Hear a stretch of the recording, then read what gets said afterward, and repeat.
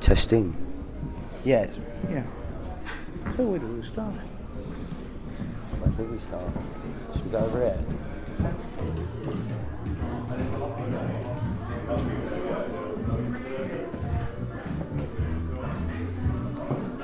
That gig, the class at Victoria Park, 1978.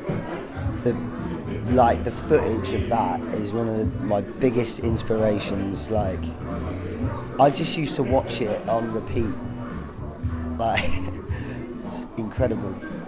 Yes, yeah, doing White Riot. They do London's Burning. They get cut short because they're running late, and there's a big fight between the stage manager. Fucking brilliant. Such an exciting moment in time. You just look at all the faces in the crowd and everyone on stage. It just feels like such a time to be alive. Yeah, and by that time, kind of the National Front was rising. Yeah. And if I look at England these days, like all over Europe. Yeah, it's similar, isn't it? And then you got someone like Shady Vance, kind of promoting German right-wing parties prior to the election. God, yeah. It's crazy, isn't it? Wasn't Rock Against Racism a direct response to Eric Clapton's rant, his racist rant on stage? Didn't it? I think that might have been what started it. I don't know that for a fact. I want to look into that. But Eric Clapton was in his sort of extreme cocaine delusion period, and he got on board with some pretty right-wing ideas, as did David Bowie for a very short period of time. But he did a crazy rant. You can find it online. That it typed out what he said, and it's really bad. You couldn't repeat it in ear. But I don't know this for a fact, but I think Rock Against Racism was a direct response to that, to say, nah, we've had enough here. Especially given that the likes of Clapton were playing music rooted in black culture. It just didn't make any sense. There was a bit of this bit where White Riot didn't sound very left-wing. Yeah. And in Germany, we kind of, you don't get the lyrics completely right. You think, what are they on about? Yeah. I can see how that could be misconstrued, if you didn't know the leanings of Mick and Joe.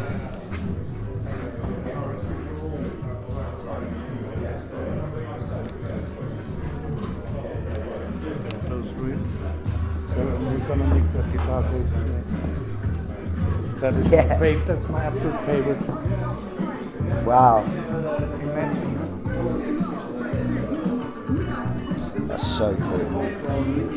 Great. Break it up, and down.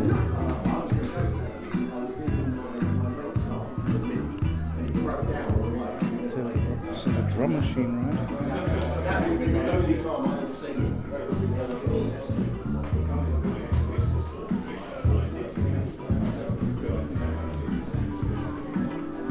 A lot of the 80s stuff sounds dated in a way because of electric drums and that horrible fretless basses, guitars with loads of pitch bending, too much reverb on the snare, and toms even, and questionable barnets, to say the least. We had the ozone layer was badly damaged during that time. So I think 50% was down to LA hair rock, the heavy metal bands with the big head. Yeah. And the other one here, Lee Marlin, Right.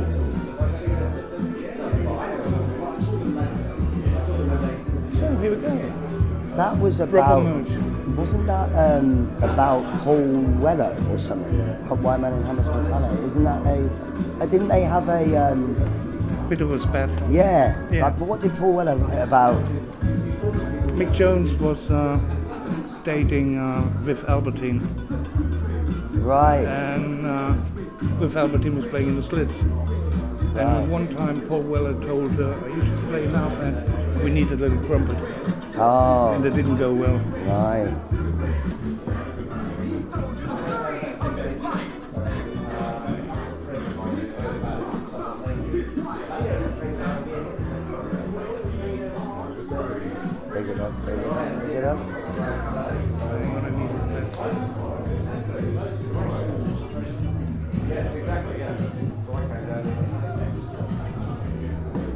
toppermost stream. Yeah.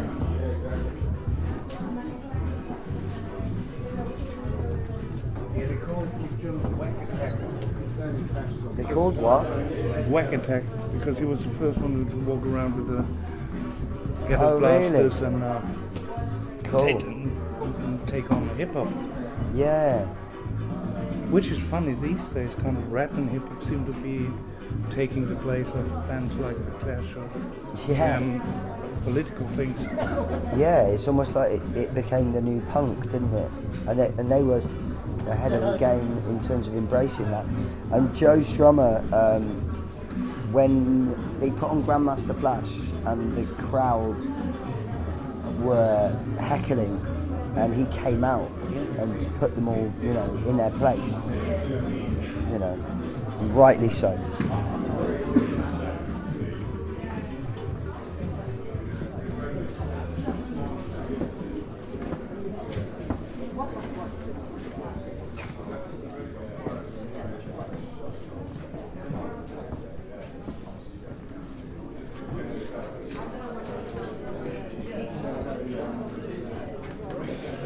Checking guitars still there. How do you demo your stuff?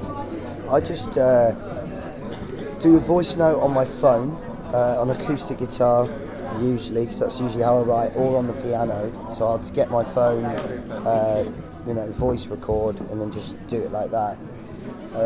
Then take it to the band, and I send it to the band, so then they can learn a bit at home. And then by the time we get to the studio, everyone's got a bit of an idea about what they're going to do, and then I just sort of leave it up to them, kind of. Like I will play what I'm going to play, and they come in around it. And if I don't like what they're doing, I'll say, no, don't like that, try something else.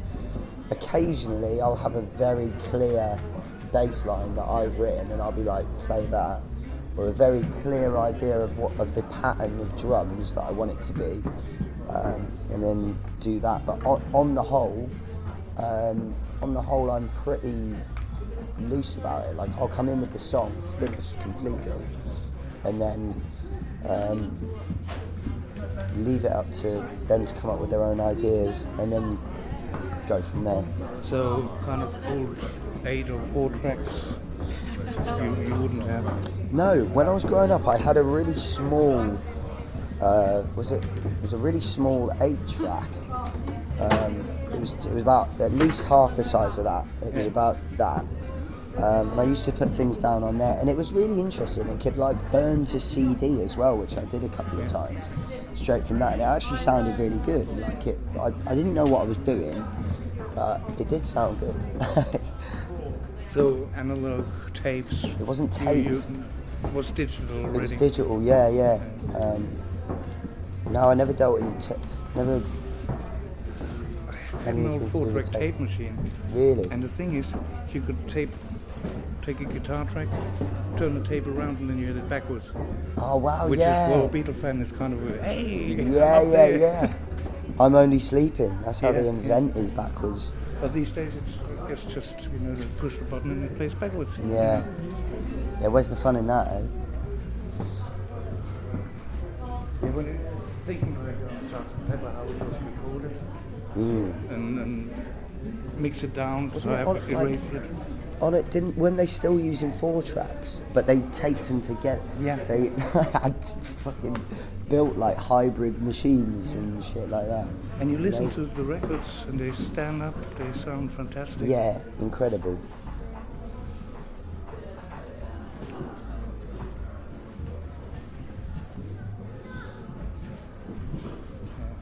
I'd love to record to tape one day. It costs a lot more, but if we can get someone else to pay for it, if we can get a record label to pay for it, I'd like to try doing it to tape, to see the difference. To tape, on a record, laughing. An old classmate of mine is playing in a hillbilly country band, and they just made a record completely analog, straight to vinyl. Oh wow. Did it sound good? Fantastic. Amazing. It's like you're in the room. Yeah. God, I want to do that. I really want to do it. And going to Kingston, You know I think they're called the Kinks cast-offs. Everyone sort of mistakes them, or a lot of people mistake them for a tribute act, but it's just the rest of them. So a bit like From the Jam, but they played the Half Moon like last week, apparently two nights sold out. Apparently it was a really good night. But a lot of people turn up thinking it's a Kinks tribute act, and they're like, oh no, fucking hell, it's two original members and then two others. Two original members, so there would be, who's still alive? It's Ray? It's not Ray or Dave. Not Ray, it's Dave is alive, and Avery? I can't remember, it's the drummer, is one of them, whoever that was. He was quite a mod. Have you seen pictures of him on his libretto in the 60s? Yeah. What a cat. Yeah.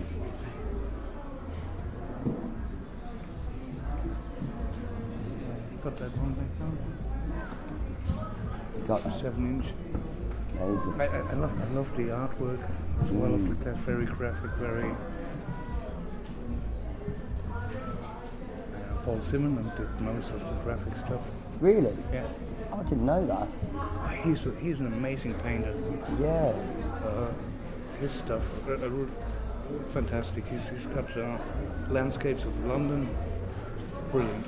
Amazing. And then just stuff like 2 fried eggs and his leather boots, something like that. Cool. It's really well done. And he did a kind of Galen and Paul it's called. It's a very laid back kind of acoustic, bit French chanson. He sings some songs in French, some in Spanish. And he recorded that during COVID in Mallorca. That's where he passed the time. Nice, I'd love to listen to that. How was COVID for you? It sounds weird, but good. Yeah, I just, I started out of necessity just live streaming every day to keep sane, because I was supposed to go on tour and obviously that was cancelled straight away. So yeah, I just started live streaming every day, and that built up the fan base so much because everyone was everyone was at home watching. So it was like tens of thousands of streams, almost like within a few days. It was like very quick. And then there was a fan club, a digital fan club, not like this. But then, and then they all started messaging me, and so, because it started out that I was just doing covers to keep myself sane and to have a bit of fun.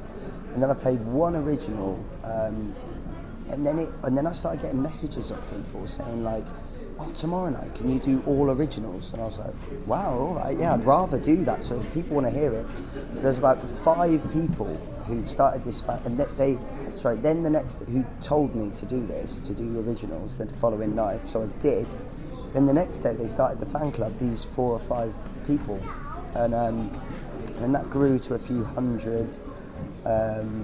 But the following on my socials had gone up a fair bit, eventually to the tens of thousands, and then so that put me in a good position when we came out of COVID.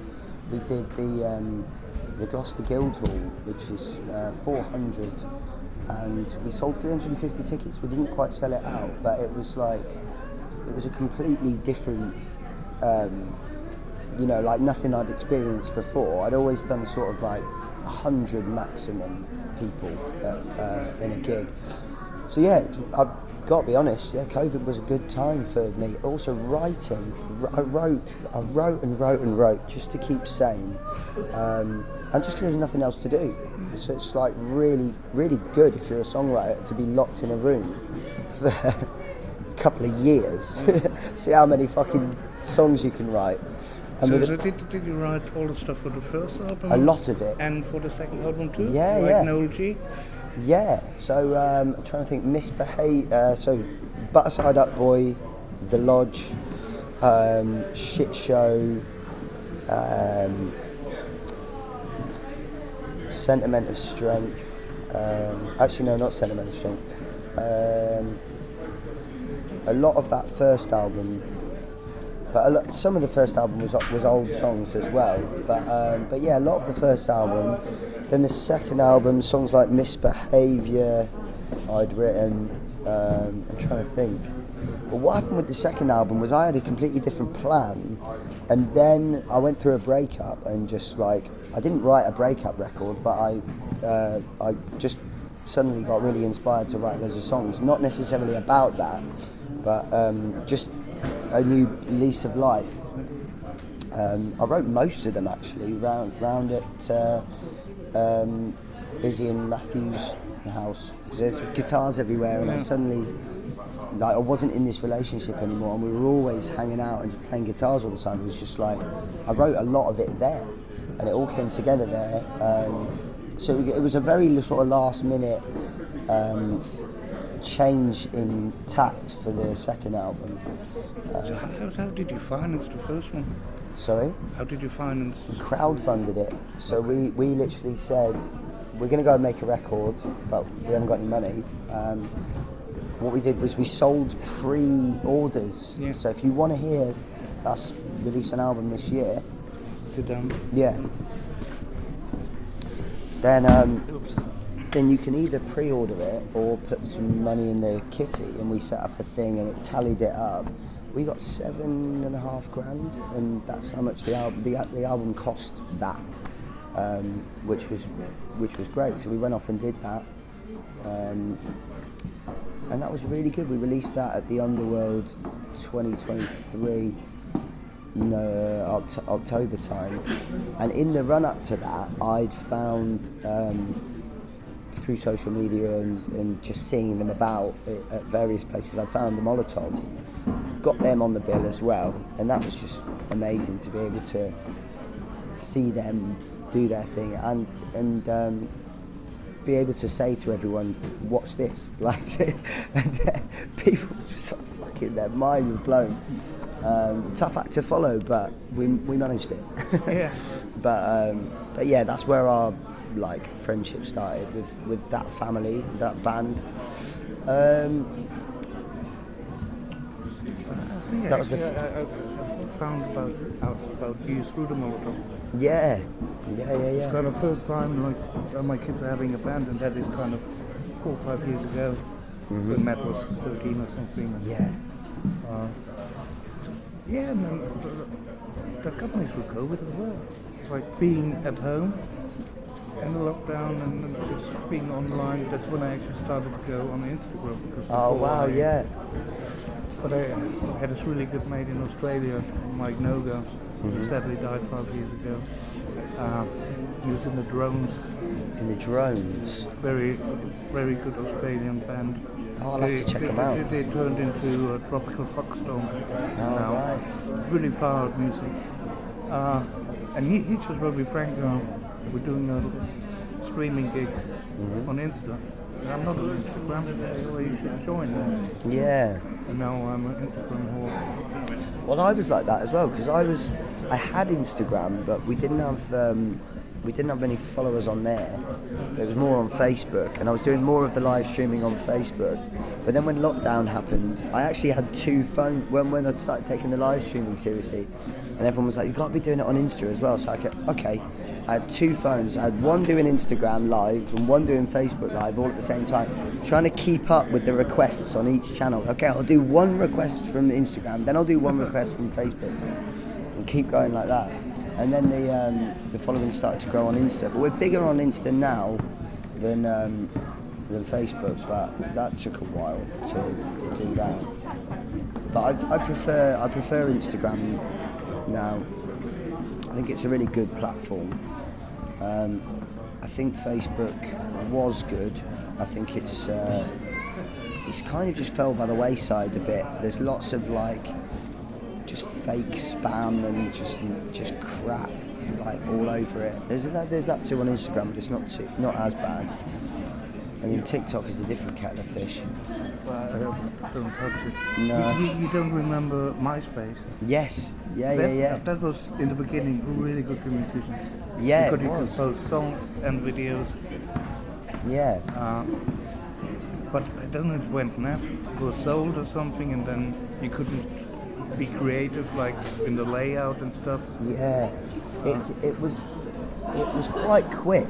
It was when Facebook turned up in like sort of whenever it was, 2007, wasn't it? But I remember I was on MySpace till about 2009, and it was good. It was my first band. That's how we got listened to. I remember being at school, and I had all my music on MySpace, and all the gigs and all the community and stuff. And I remember thinking, it used to tell you how many plays you were getting on average a day on MySpace, and we were getting 250 plays a day. And I thought, that's amazing. Like for a 15, 16-year-old, I felt like we were really onto something there, which is quite funny. But you know, if you think now, like the amount of sort of views or listens you're dealing with a day, but it felt so special to think that's 250 people listening per day.